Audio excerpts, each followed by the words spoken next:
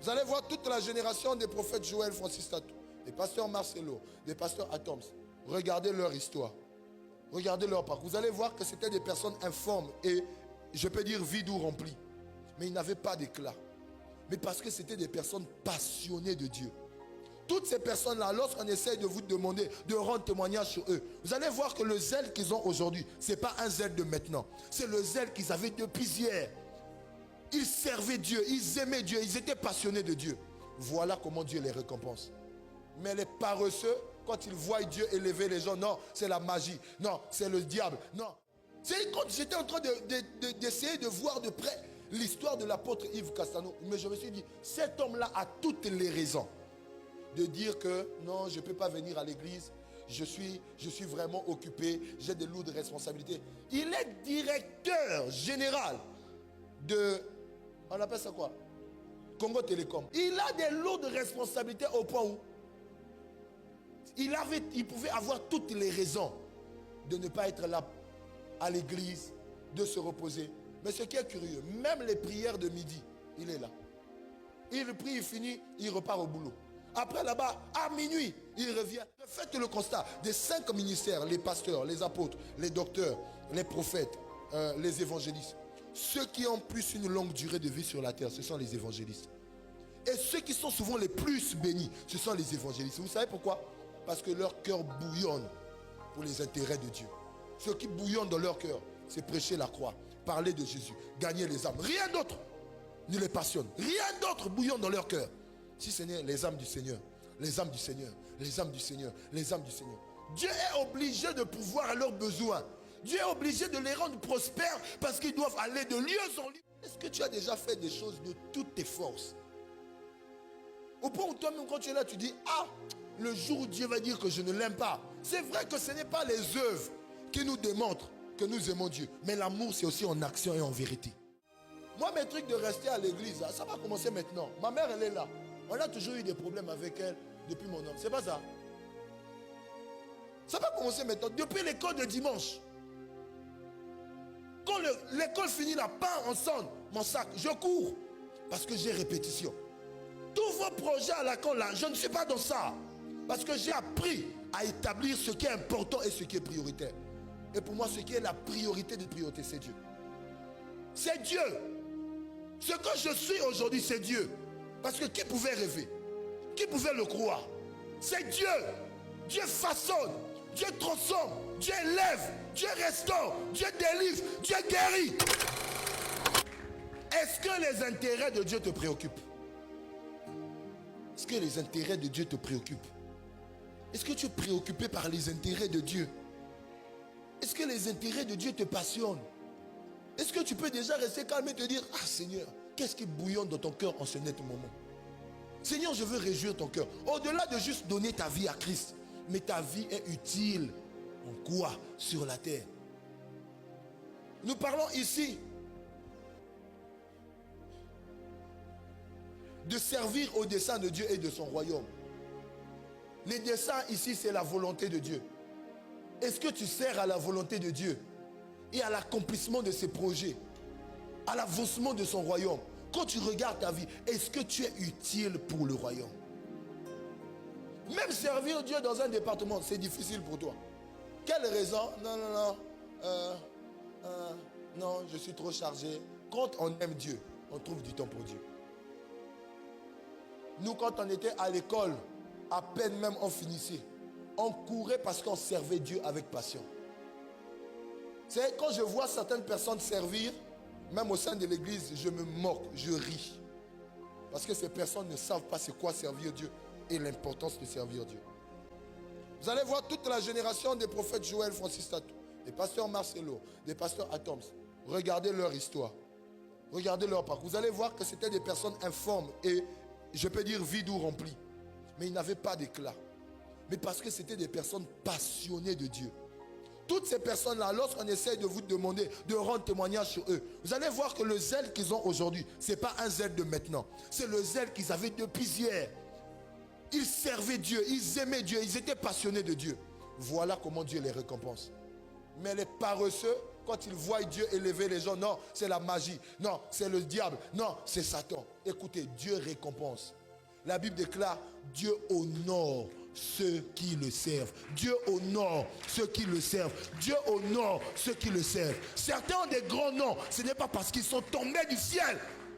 Dieu honore ceux qui le servent. Vous savez, des fois, moi-même, je reste comme je me pose la question, d'où me vient cette force? Nanazo des femmes même pongi à 5 ans. Où est-ce que je suis là? Mais je me dis, d'où vient cette force? Quand tu sers Dieu, Dieu te fortifie. Quand tu sers Dieu, Dieu te fortifie. Parce que je me dis, tiens, le jour où je vais quitter la terre, qu'est-ce qu'on dira de moi? Qu'est-ce que les gens rendront comme témoignage de toi? On a rendu témoignage de David. On a rendu témoignage de David. Est-ce que Marc, on peut rendre témoignage de toi? Est-ce que Maman Priscille, on peut rendre témoignage de toi? Est-ce que Axel, on peut rendre témoignage de toi? Est-ce qu'on peut rendre témoignage de toi?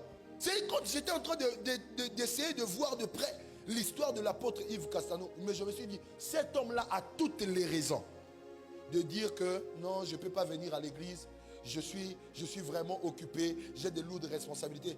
Il est directeur général de, on appelle ça quoi? Congo Télécom. Avant Congo Télécom, c'était l'ARCPE, voilà. Alléluia.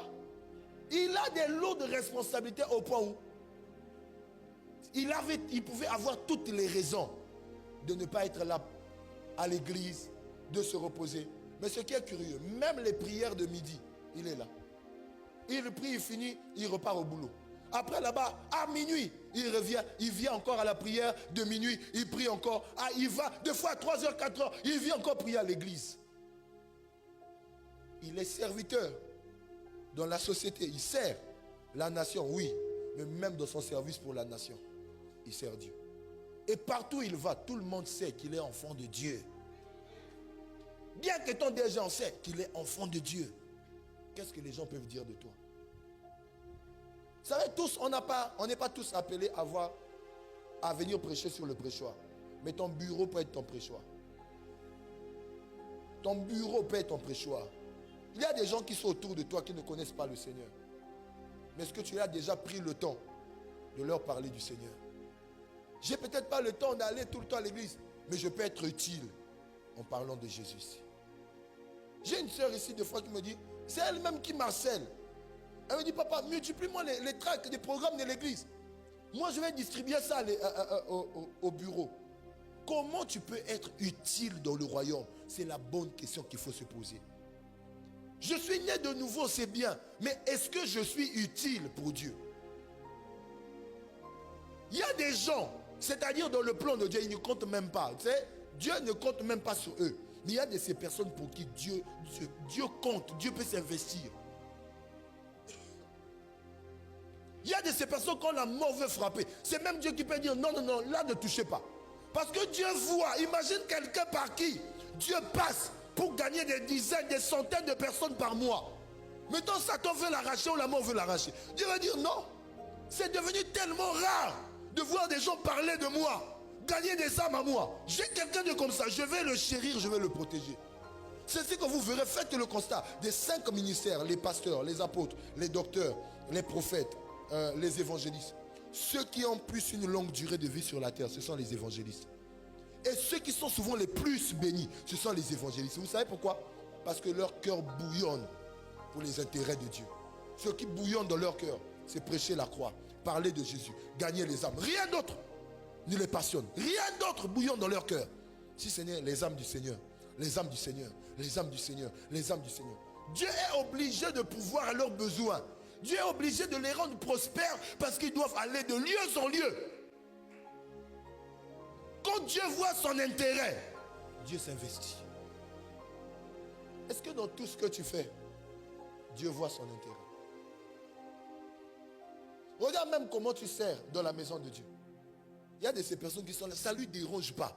Il est 10 ans, 5 ans, 20 ans dans une église. Non, moi en tout cas, ma vie, moi j'aime dans mon coin, j'aime être dans mon coin, je n'aime pas des problèmes. En tout cas, je viens dimanche à l'église, je passe mon culte et je pars. Et tu es fier. Tu peux être utile. Aujourd'hui, la science évolue, le monde se développe davantage. Il y a les médias, il y a bien d'autres choses. Il y a de ces personnes qui ont du potentiel. Tu peux faire de l'infographie, le mettre au service de Dieu. Tu peux être informaticien, le mettre au service de Dieu. Tu peux être comptable, le mettre au service de Dieu. En dehors de la société, mais ce que j'ai appris à l'école, je le mets au service de Dieu. Tu peux être instrumentiste, je le mets au service de Dieu. Tu sais chanter, Dieu m'a donné une voix, je le mets au service de Dieu. Je suis homme d'affaires, je mets mon argent au service de Dieu. David dit qu'il s'est arrogé de toutes ses forces à cause de son attachement pour Dieu. Est-ce que tu as déjà fait des choses de toutes tes forces? Au point où toi-même, quand tu es là, tu dis, ah, le jour où Dieu va dire que je ne l'aime pas. C'est vrai que ce n'est pas les œuvres qui nous démontrent que nous aimons Dieu. Mais l'amour, c'est aussi en action et en vérité. Quelles sont les actions qui prouvent? C'est vrai qu'on n'est pas là pour prouver aux hommes. On ne le fait pas pour prouver aux hommes. Mais il y a de ces personnes, seulement sa façon de servir, quand on voit, on sait que la personne aime Dieu. La personne est passionnée de Dieu. Moi, mes trucs de rester à l'église, ça va commencer maintenant. Ma mère, elle est là. On a toujours eu des problèmes avec elle depuis mon homme. C'est pas ça. Ça va commencer maintenant. Depuis l'école de dimanche. Quand l'école finit là, part ensemble, mon sac, je cours. Parce que j'ai répétition. Tous vos projets à la con là, je ne suis pas dans ça. Parce que j'ai appris à établir ce qui est important et ce qui est prioritaire. Et pour moi, ce qui est la priorité des priorités, c'est Dieu. C'est Dieu. Ce que je suis aujourd'hui, c'est Dieu. Parce que qui pouvait rêver? Qui pouvait le croire? C'est Dieu. Dieu façonne. Dieu transforme. Dieu élève. Dieu restaure. Dieu délivre. Dieu guérit.